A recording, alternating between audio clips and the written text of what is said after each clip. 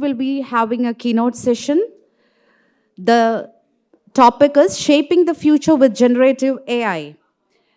Shri Vinod Khader, he is the Executive Director IBM. He is already here to talk. It's my pleasure to welcome Mr. Vinod Khader, a distinguished software engineering leader with 25 years of experience driving innovation and transformation in the tech industry. As the executive director at IBM Software Labs and Kochi location leader, he spearheads the development of the cutting edge Watson Orchestrate platform while leading global high performance engineering teams. With a proven track record in building agile, cloud native solutions and empowering teams to deliver impactful results, Mr. Khader brings invaluable insights to our panel discussion today. We welcome you, sir.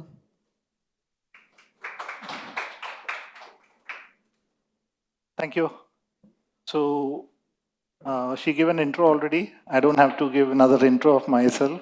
Just want to know the crowd. Are you all students or do we have somebody else from the industry here? I mean, I can see some other faces. Are you all faculty here or from the industry? Okay, so anybody who is practicing AI, those kind of elements? Okay, from different domains, right? So I made some slides. I'm not sure if I'll go through that because I made it thinking that it'll be a combination of industry practitioners and students and all that. If it is open, yeah, I'll go through that. So like she mentioned, right, IBM came to Kerala and Kochi around 3 years back, and we started building something we call as the software labs. So software labs is the area where we build our software products. So we build a lot of cutting edge new technology products from right here. If you see your campus, right, next building is the Lulu and the Brigade buildings. We operate from there. We build some of the latest technologies right from this campus. And when we see from our office, right, we can see your campus, hoping that some of the future technologies are going to be coming from campuses like this, right? So what I'm thinking is, if you have any questions in between, right, you can stop me and ask me questions also, or I can prompt you for that. We can try to make it interactive because it's already lunchtime. You may be looking forward for your lunch and you may be a bit tired also, right, with many sessions that would have happened already. So what I'm going to touch upon is, as a starting point, right, if you look at a lot of technologies that are happening today in the industry, if you look at some of the major companies and organizations that are driving these technologies, many of these are located in some specific areas in the world. And these specific areas, one thing that is common is there are certain universities and campuses around these areas. And why is it happening? And this is not something that has started to happen in India. I'm really hoping that these kind of technology events, tech summits will trigger that. But what's really happening is these companies, right, are spawned from campuses. Students who create an ecosystem, companies, smaller companies and bigger ones which are operating around in that area, and the students from different campuses, right, very smart ones, they come with their own ideas, they innovate and they build solutions and they spawn a lot of startups. If you look at the majority of the technology advancements that happened over the last couple of decades, right, I would say a big share of that came from around campuses, right? That is a change that should happen in India, and I'm hoping that universities like Jain University will start to trigger that revolution. So you should think about it. If you're in your first year, second year, you should look for something like in 6 years down the line. Are you building something that is driving the new wave of technology, right? So that's the opportunity in front of us. And there are many companies who are doing that. So think about it seriously. That is one thing that I would start with. If I move, right, let me get into AI space. So the last panel also, they were talking about when did AI start? It was back 50, 60 years back, 1960s, 1950s and all, right? So if you look at AI is not a new technology. It came to common people over the last 2-3 years, and that's where it is a big talking point these days. Until then, it used to be like, for example, right? In my school days, we used to regularly hear something in radio, TV, and all, right, and newspapers, where people used to say that our models are predicting that it may or may not rain tomorrow. So I'm saying two things here. One, the accuracy. So the prediction that is coming from the models is it may or may not rain, which is meaningless, right? But my point is, it used to be given by AI models. I'm talking about back in 20 years back, 40 years back, even 50 years back, weather prediction, wind prediction, a lot of other industrial predictions also used to be given by AI models. So AI modeling, which is the basis of AI, it all existed even decades back.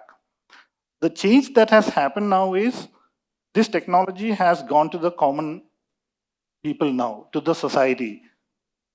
Anybody here who hasn't used AI, like ChatGPT or any of the other tools, do you think that anybody here hasn't touched AI at all until now as a user? I would be surprised because all of you would have already, one way or the other, right, would have touched AI directly or indirectly. So there are two types of consumers in my point of view. One is a user who will be using AI. Second one is a practitioner who will be building it, right? So today, a lot of you would be users. What I would encourage you all would be to move from that side, the user side, to the practitioner side. You need to start to build things. And now since I'm talking mostly with students, right, what I would suggest you folks do is to go back and understand the technology, identify a smaller problem that is available around you. It could be in the society, in the ecosystem, or even within this college campus. And see if you can build a technology or if you can build something, an application using AI to solve that problem. It's not going to be easy. You're going to fail. You may not hit your targets at all to begin with, but that's a journey. If you do that right, that's the journey that will take you from the user bucket to the practitioner bucket. Think about it seriously, right? That is one thing. Now, what I'm talking about here is something called opportunities. I'm not going to spend a lot of time on opportunities because if you look at the Tesla that is outside, right, it is an outcome of AI also. That's an opportunity in the automobile industry. If you look at the mobile industry, if you look at medical industry, like a lot of hospitals are starting to use AI technology to predict diseases. One of the common use cases is cancer prediction. When you do a test for a patient, and if you submit that data into the system will do a prediction saying that is it malignant or benign. Two types of cancers, right? And what could be the root cause for that? Systems can do predictions like that. There are plenty of domains. I wouldn't think that there is any domain which is not going to be using AI from here on. So those are the opportunities. But it's also coming up with a lot of risk. What are the risks? The fundamental perception of risk is coming from the fact that, let me use the same example that I use for medical and cancer, right? Okay, let me not take a heavy cancer thing. Let me take a smaller, little more better example, right? Because if I were to ask you, right, if you were in a position meeting a doctor about cancer, that is not the right conversation, right? So let me take a better example wherein you have a little bit of pain and you want to diagnose whether it's a fracture or not. And if you're going to be using a system to determine that, right? Now, what will you prefer? Go and see a doctor and doctor giving a suggestion whether it's a fracture or not, or talking to a system and system is telling you what you should do next. What do you prefer? Hmm? Then I will have to go back to cancer. Can you conclude? Okay, what will you prefer then? Consulting a doctor or consulting a system?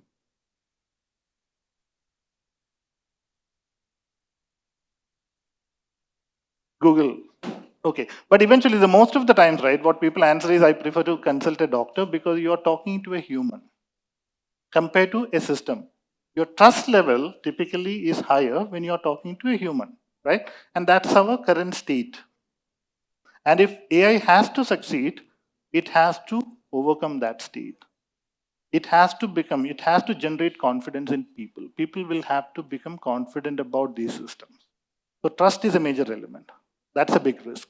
Compliance, trust, and trust is going to be, and I'll come to that in more detail. Second one is there are a bunch of challenges in implementing AI and making it successful. I'll talk about some of those now. So that's a topic that I'll cover in the next 15 minutes, and I can take questions from you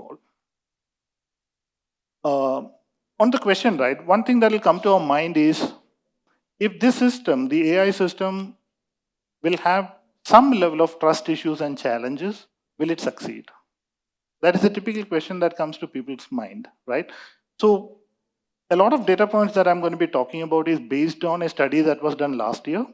And in this study, close to 400 industry leaders were interviewed from around 16 different domains. So what I mean by domains is healthcare, banking, retail, aerospace, whatever, right? So these kind of domains, 16 domains, and also from 6 different geographies, continents or countries, right? So some of these studies are coming from that. And in those studies, one thing that is coming out very solid is 82% of these leaders believe that Gen AI will exceed, so their probability of embracing Gen AI in the next few years is much higher, even if it is bringing some level of risk. What does that mean? What that means is all these leaders are going to be adopting AI, even if there is some risk, because they believe that the advantages of that is much higher compared to the risk that is involved. End of the day, it's a weighing, right? You weigh the advantages and the risk associated, but when they do that, they believe that they're going to embrace AI because the value is so high. And we see that, right? Even if AI is going to be giving you some wrong answers, you still go for it because you believe that majority that you're getting is valuable. It's the same thing, right? Now, this is the same state. If you look at 2024 and 2025, 2025, what I'm going to show here is more like an aspiration. You understand what I mean by aspiration, right? That is where I want to be, but I don't know whether I can reach there. Aspiration. Like many of you will be thinking that I want to be in a great company, I want to innovate, I want to do something great. That is aspiration. You got to do something to get there. So if you look at 2024, if you see those three, right? Let me explain what it is. Experimenting means I'm trying out AI. I don't know whether I'll be using it or not. The second one is I'm doing some scaling and optimizing, which means I did some experiments. I'm happy about it. I'm going to try it against a valid use case and see if it can really solve the problem. That is the second stage. Third one is innovating. I could find success already, and I'm accelerating with that. I'm expanding further. So if you see, right, today, close to 70% are in a state where they believe that they need to go to that state. But if you look at next year, where their aspiration is, more than 90% of the people are thinking that they need to implement AI in their real use cases, more and more and more. That is the aspiration. But for that, there are plenty of challenges, and how to do that is the biggest question that they have. So it could be too early for you, but if you want to do your own startup, say 4 to 5 years down the line, you need to be starting with some seeding now, right? So you need to think about it. What can I do a few years down the line if you want to go in that direction? Now, where is artificial intelligence moving towards? And actually, it's a very tricky one because what I say today now, on 27th of Jan, standing here, it could become totally irrelevant a year from now. That is a pace at which technology is moving today. I'll give you an example. I mentioned, right, we are developing something called Watson X platform from this building right here, IBM building. We are developing those platforms right here from this campus, and we are selling it to customers across the world. And I'm talking about one of the products that we're building using generative AI as the ground platform. Beneath that, in 2 years, we re-architected it 3 times. I'm not sure if you are able to understand what I mean by that, but somebody who's been in the industry for a long time will understand that that is very uncommon. If I take my example many years back when I started working in this area, if I learn a technology, I can leverage that learning for the next 6 years or 8 years. And then I learn something new. Today, the world has moved on. I don't have that kind of a luxury. I learn something now, I have to relearn something in July and again relearn in Jan or Feb. That's the pace at which technology is changing. So, whatever I'm going to be saying here may not be valid after a year or two. But today, as of today, the AI domain is moving into something called multi agent orchestration. The last speaker here spoke about agents. If you know agents, great. I'll define that in a very simple way in a couple of lines. It is much complex than that. But in a simple level, what it means is it is an autonomous system which can understand what you want and do it for you. It is heavily loaded. It covers a lot of things. For a system to understand what you want is understanding your intent. So it should be able to understand your intent and do it for you. And the other keyword there is autonomous. Autonomous means a system that doesn't need any help. It can understand you and do it for you independently without you doing anything in between. And that is totally a different concept altogether. So that is an agent. An agent is an expert. Like you can have one expert, like the example that I mentioned, right? There's a lot of lab activities going on in the medical area. Samples, right? You take tissue samples and you give it for test. And from that results, you make out whether it's a cancer or not, or if it is something else or not. You do a lot of deterministic activities based on samples, right? One agent could be an expert in that area where it knows, given a sample data, it knows whether it can predict with X% accuracy, 80% confidence. I'm saying that I have 80% confidence that this is malignant and it is already spreading. I have 92% confidence that this is benign and there is nothing much to worry about it, right? That is an agent, a system that knows what it's doing and can understand the input and autonomously do it. And that is most important. Autonomous means it doesn't need human help. That's an agent. But we are beyond that now. What I'm talking about here is multi-agent orchestration. You know what it means? Think about a situation where you want to go for a vacation and you ask a system, where should I go for my next vacation and when should I go? If I ask, let me not pick her each time, right? Let me pick you. If I ask you, where should I go for my next vacation and where should I go? How will you do that? What are the things that will come into your mind? My interest. Yeah, where did I go before? Yeah. Which is a place that I haven't been before. Yes, right. Then, And are you married? yeah, so, okay. So one bucket of my details, my interest and my details. What else? Lot of things. Then probably cost is also an Cost is a good element, yeah. So which place will be more cost appropriate? yes. The system has to determine. Right. Other things like weather, right? For example, based on my interest, should I go to a cold place or a warm place? And if it is a cold place, should I go in summer or winter? So there are multiple parameters. And the date that the system is deciding what is going to be the weather in that place at that point in time. You see what I mean? This is how we think, right? These are all things that the system has to think. Now, there are multiple agents involved in this kind of a system. Why? Because there is a system that can go and check my profile and figure out where did I go last, my travel history, whatever. There is a system that can go to my social media profiles and all and figure out what are the things that I am interested in. A third agent, let me start using the word agent. The third agent can go and check if I'm married or not, how many kids I have, what is more appropriate for me, right? Where do I travel? How do I travel generally?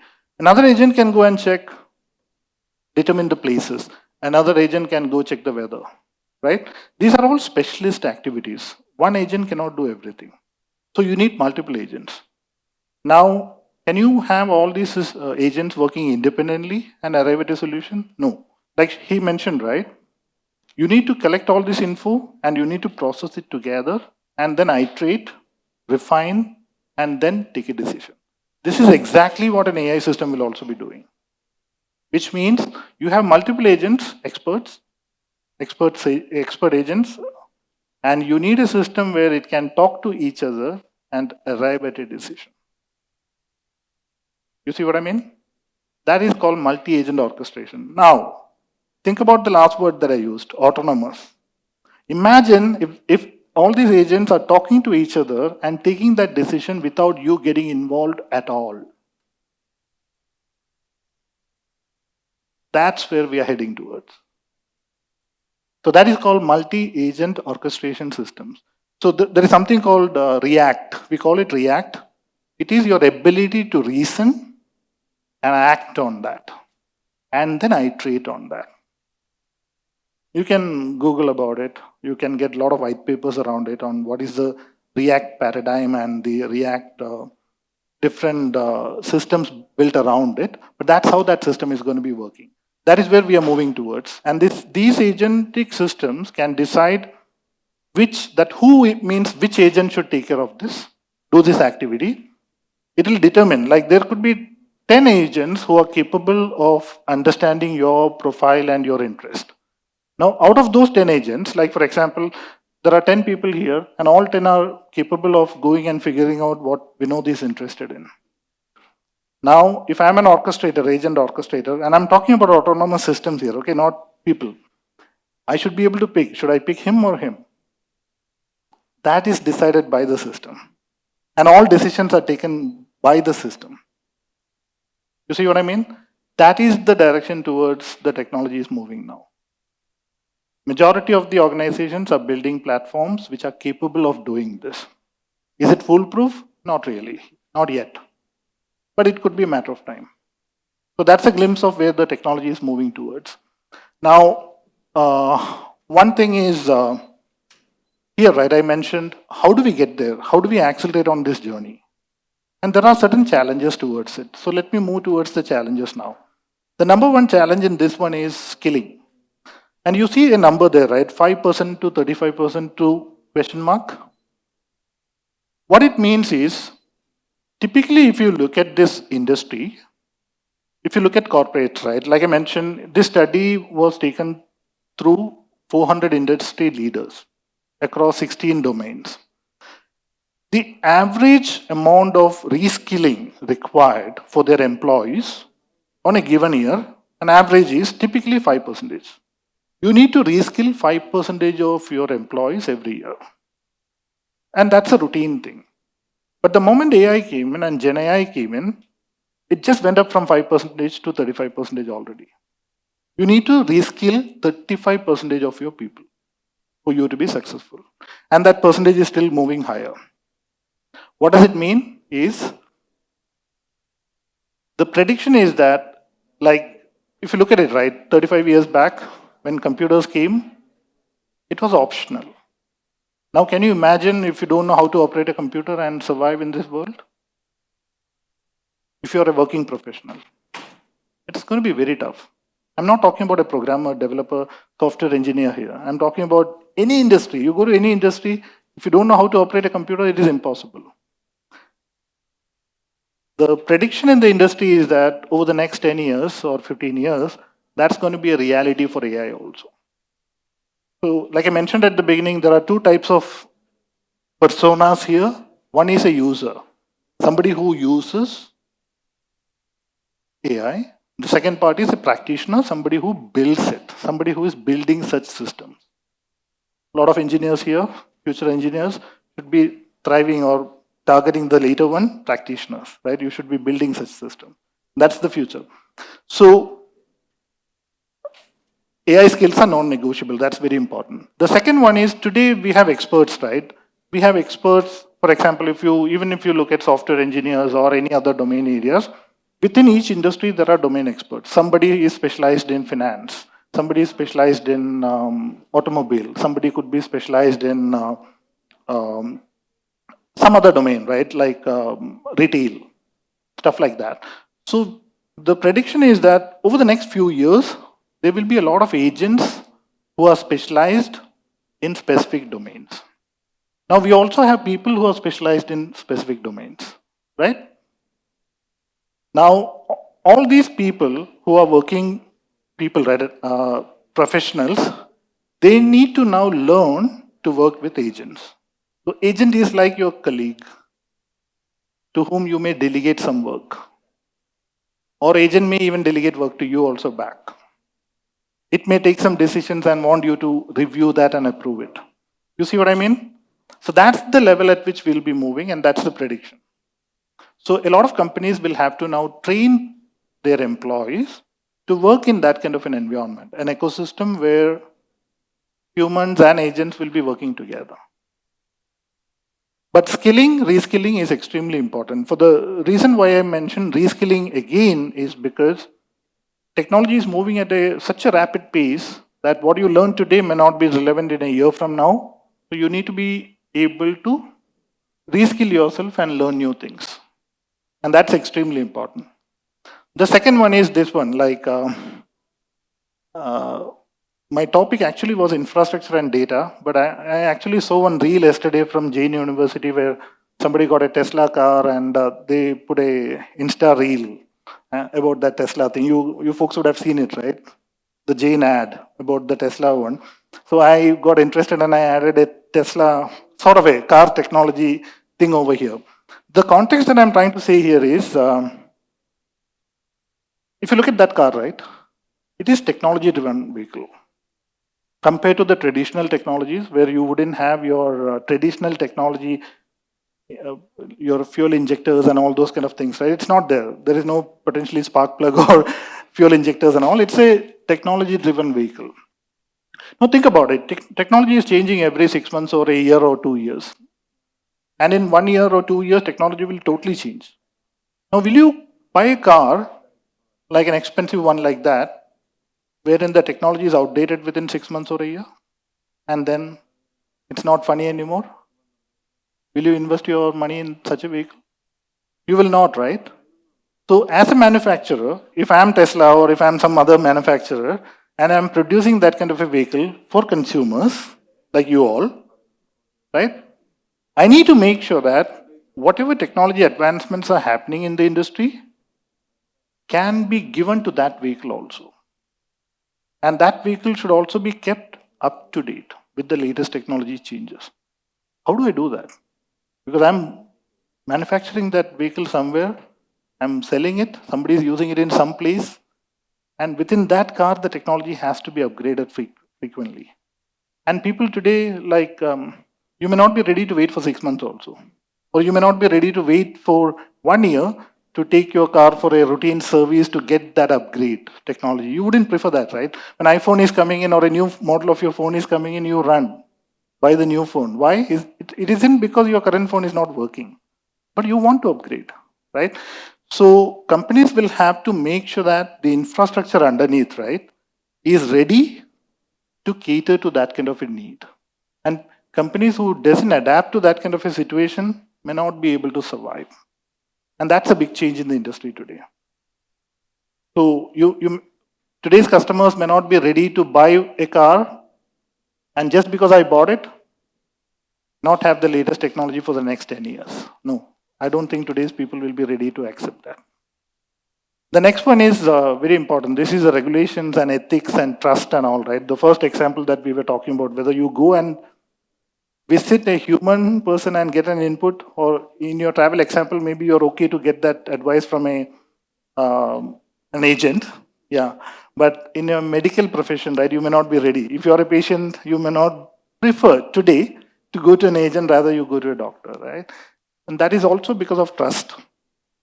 And this is a new technology area, so a lot of policies and compliance regulations are not in place.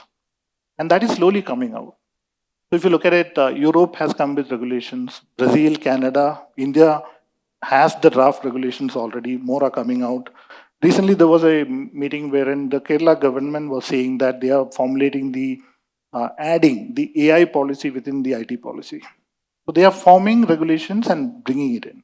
And that's extremely important because once that happens, the industry will align to those regulations and policies, and that's when the trust will start to build up. right? So that's an important thing.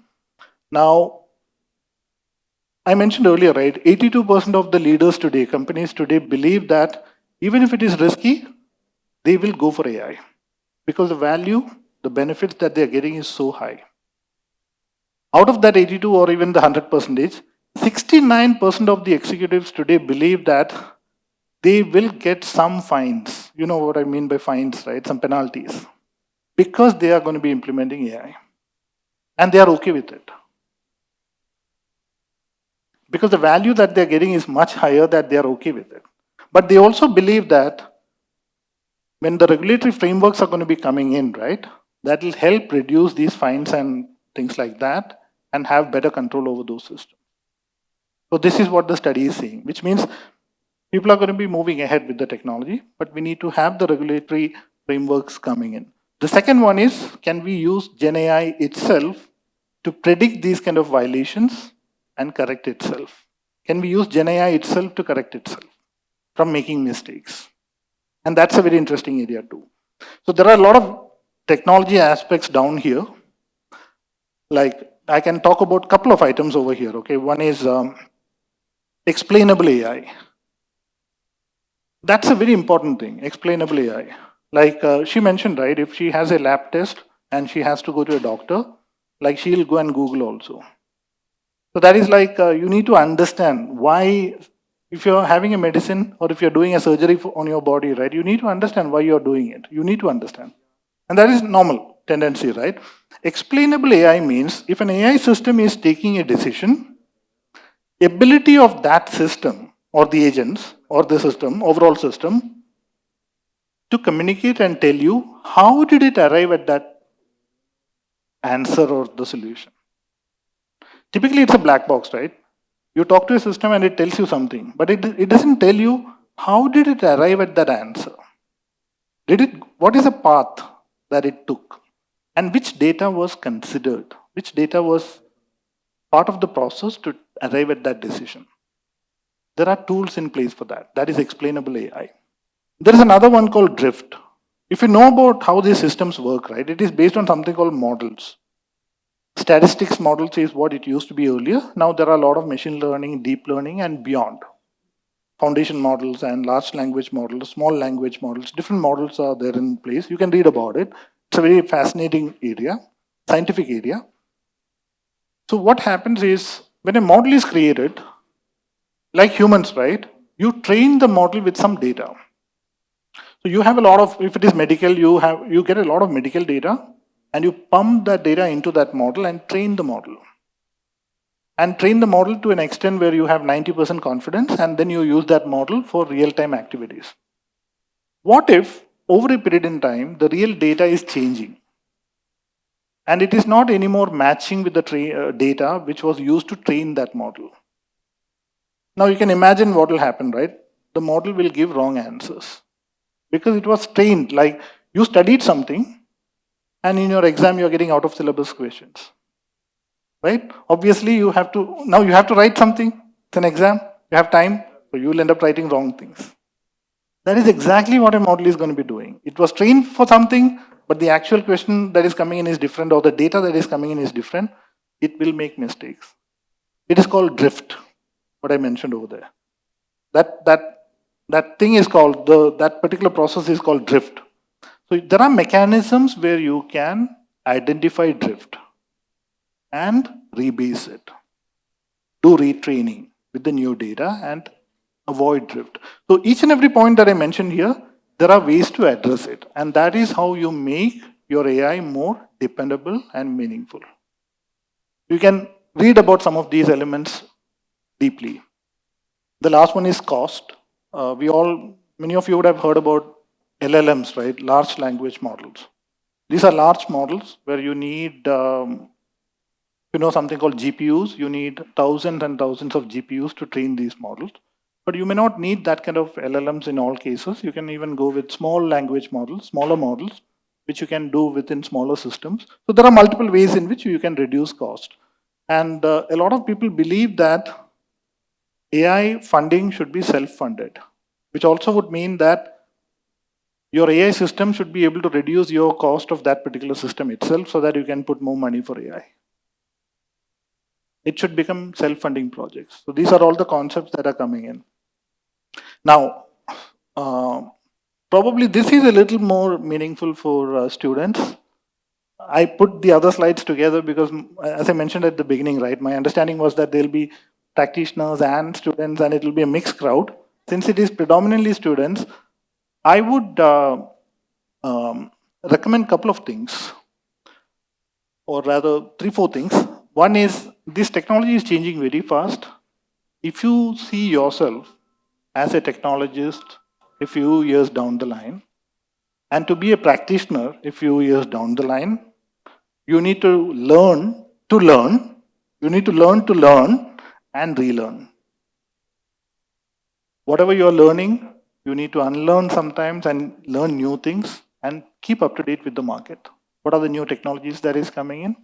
And how can you learn and relearn and keep pace with the technology changes? That will definitely give you an edge, number one. Number two is the third point. Whatever you learn, right, around you, identify smaller problems and try to build a solution using AI to solve that problem. And it's going to be a tough journey to start with because you wouldn't know how to proceed. But that's the beauty and that's the learning.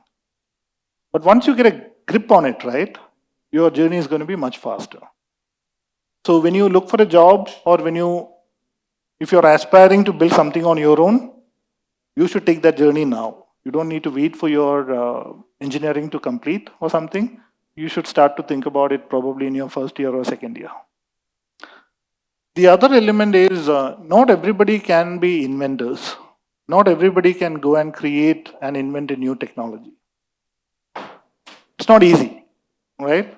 But many times what can be practically done is you can become a fast follower. Do you understand what I mean by fast follower? Somebody had an idea and they are inventing, but you don't waste time. Within a few weeks or a month or 2 months, you go and understand what they invented and you try to understand it and you try to practice it or you try to build the same.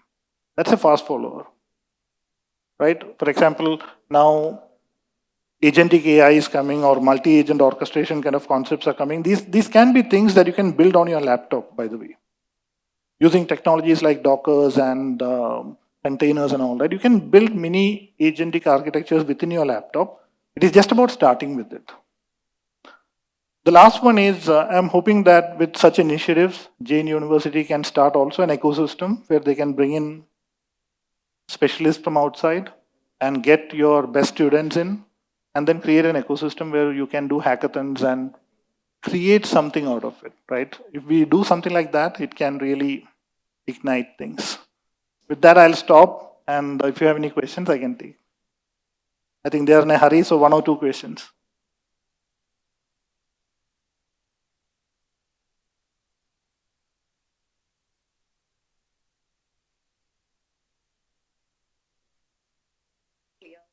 No, that means they need to go and have lunch. That's what it means.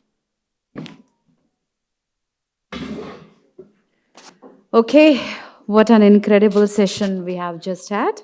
We sincerely appreciate the time, effort, and knowledge you have shared with us today, sir. We are truly grateful for the opportunity to learn from you. Once again, thank you for the wonderful session. Let's show our appreciation with a big round of applause. As a token of appreciation, we would like to present a memento to you, sir. I would like to invite Mr. Govindas Menon to hand over the memento to Shri Vinod Khader, Executive Director, IBM.